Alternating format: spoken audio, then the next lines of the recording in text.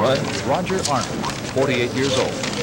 Authorities are interested in Arnold because he had cyanide in his home, because he worked at a jewel warehouse, because he worked with the father of one of the cyanide victims, because he had guns and literature about poisons in his home.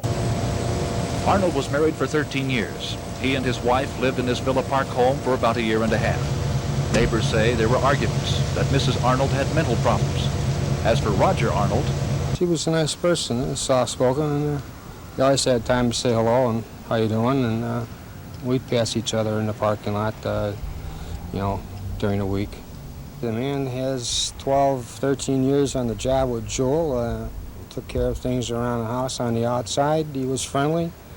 On those bases, you'd have to say that he's all right. And nothing to ever suspect of what they are trying to accuse him of. Arnold visited his wife at Central DuPage Hospital several times. Across the street, Frank's Foods, the source of some of the tainted Tylenol. Arnold's former brother-in-law confirms that Arnold was in Frank's Foods several times, but doesn't think he's involved in the Tylenol case. Seems like a sensible guy. He's fair, as far as I can tell. I don't think he's capable of doing a bad injury to anyone. Roger Arnold is a newcomer to this neighborhood, moving here earlier this year after his divorce. Neighbors say he's the kind of fellow who will say hello if he sees you, but pretty much keeps to himself. The owner of this tavern told us he saw Arnold occasionally, but that was it. Other neighbors said much the same thing. They would see him, he would speak, absolutely nothing out of the ordinary. The only person we could find that knows much about Roger Arnold is next-door neighbor John Embry.